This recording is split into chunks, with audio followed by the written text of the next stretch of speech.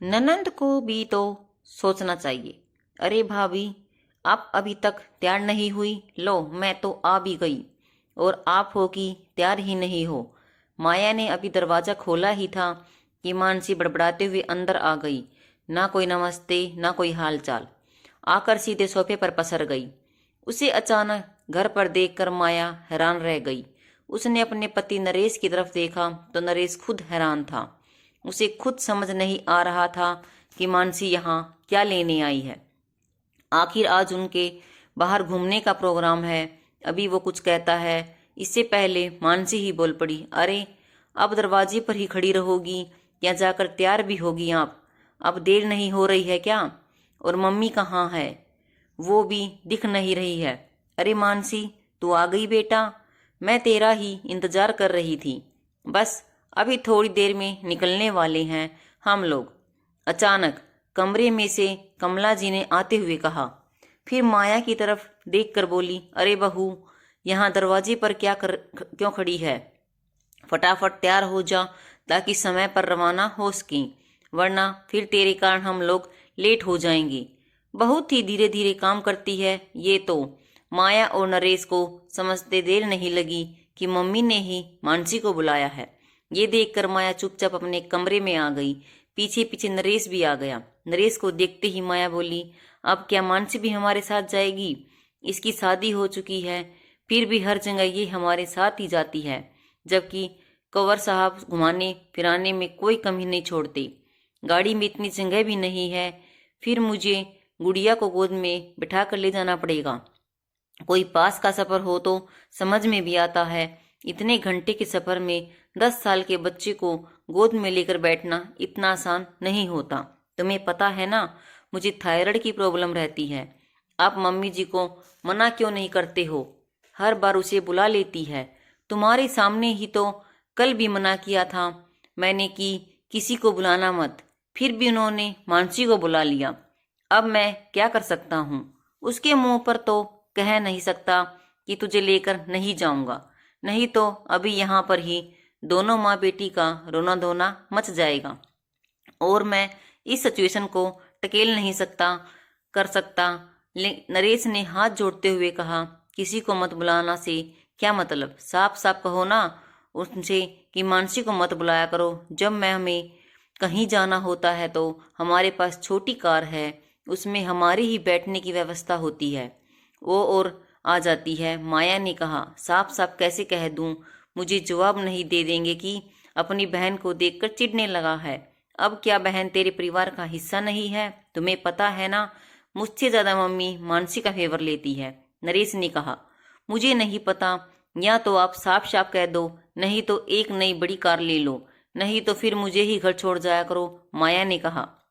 अभी दोनों बहस कर ही रहे थे कि बाहर से कमला जी की आवाज आ गई, अरे अंदर बतियाते ही रहोगे या फिर चलोगे भी? हमेशा का नाटक है, कभी टाइम से नहीं निकलते देखा। अब तो मम्मी भी आवाज लगाने लग गई है, अब चलो भी, नरेश ने कहा और बाहर आ गया और चाबी उठाकर बाहर निकल गया। उसके बाहर जाते ही मानसी और कमला जी भी पीछे पीछे बाहर आ गई।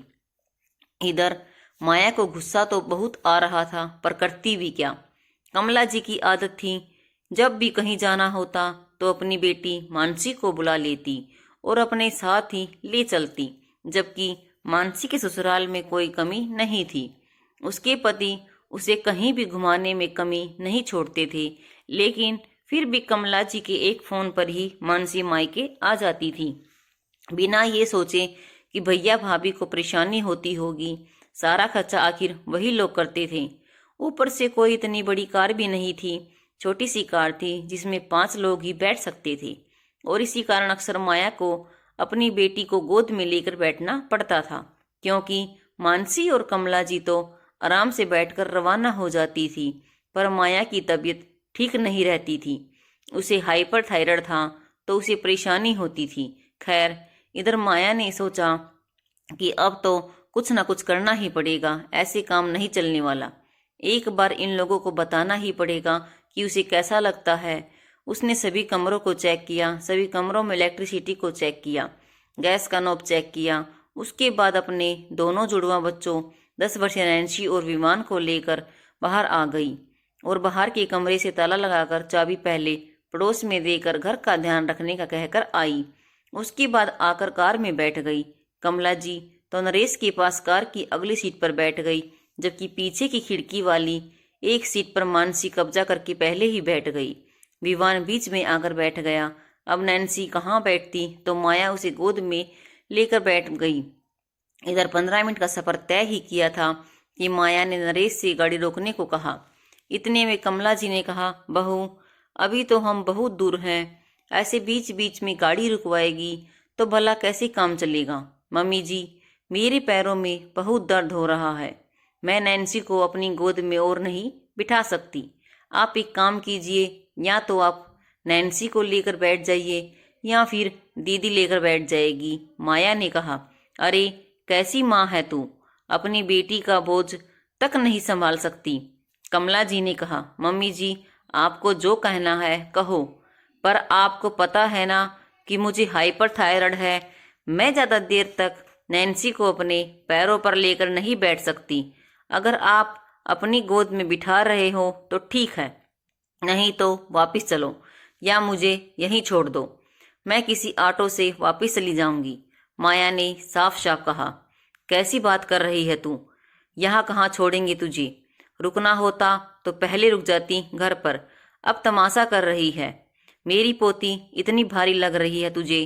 कमला जी उसे डांटने लगी। ये सुनकर नैन्सी ने कहा, अरे तो दादी आप बिठा लो ना मुझे, जैसे बचपन में बिठाती थी। एक बार तो कमला जी ने कहना चाहा कि बचपन में तो तू छोटी थी लेकिन अब तो बड़ी हो गई है, पर कैसे कहती, इसलिए उसे आगे बुला लिया और अपनी गोद में बिठा लिया। लेकिन उम्र का तकादा था कि 15-20 मिनट होते होते उनके पैरों में भी दर्द होना शुरू हो गया। नैन्सी बेटा तू तेरी बुआ की गोद में जा, मेरे पैर में तो अब दर्द होने लगा। अचानक उन्होंने नैन्सी से कहा। सुनकर नरेश को भी हंसी आने लगी, लेकिन बेचारा अपनी हंसी दबाता रहा। मानसी ने उसे अपने पास बुला लिया और अपनी गोद में बिठा लिया। जैसे तैसे 1 घंटे का सफ़र पूरा हुआ। तब मानसी ने कहा, भैया और कितनी देर का सफ़र है, थोड़ी देर कहीं रोक लो ना, मेरे पैर में भी गुड़िया को बिठाए बिठाए दर्द होने लगा है। अरे बहन अभी तो 1 घंटे का सफ़र और बाकी है, गाड़ी में इतनी ही जगह है, अब एडजस्ट करते हुए चलना ही पड़ेगा ना। तुम्हारी भाभी तो अब इसे गोद में बिठाने से रही, तुम्हें तो पता ही है ना कि उसे थायराइड है, अगर वो बीमार पड़ गई तो अपने घर की 2-3 दिन की व्यवस्था बिगड़ जाएगी। अब मम्मी से तो काम होता नहीं है, नरेश ने कहा। पर बेटी को परेशान देखकर कमला जी ने वापस नैन्सी को आगे बिठा लिया। पूरे रास्ते दोनों माँ बेटी थोड़ी थोड़ी देर उसे अपनी गोद में बिठा रही थी।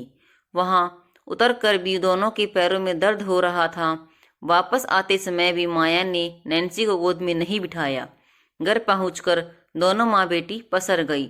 अपने पैरों को दबाते हुए कमला जी बोली, अरे मेरे पैर में तो बहुत दर्द हो रहा है, इस बार का सफ़र तो वाकई दुखदाई हो गया। रास्ते में वो लोग खाना खाकर तो आए ही थे, इसलिए माया को खाना तो नहीं बनाना था, वो सबके लिए चाय बनाकर ले आई। इतने में नरेश ने मानसी से कहा, दीदी मैं सोच रहा हूँ अगले महीने भी यहीं चलकर आएंगे, कहो आप भी चलोगी क्या? तेरी इस कार से तो मुझे तो माफ़ ही कर दे। मानसी धीरे से बड़बड़ाई और फिर बोली, नहीं अगले महीने मुझे कुछ ज़रूरी काम है, मैं तो नहीं जा पाऊंगी, तुम ही लोग चले जाना, वैसे मैं भी निकल रही हूँ, मुझे भी देर हो रही है। कहकर मानसी थोड़ी देर बाद कैब से अपने घर रवाना हो गई। लेकिन उस दिन के बाद से कमला जी ने भी कहीं जाना तो मानसी को बुलाना बंद कर दिया। आखिर ऐसा सफ़र किस काम का जो दुखदाई हो। धन्यवाद।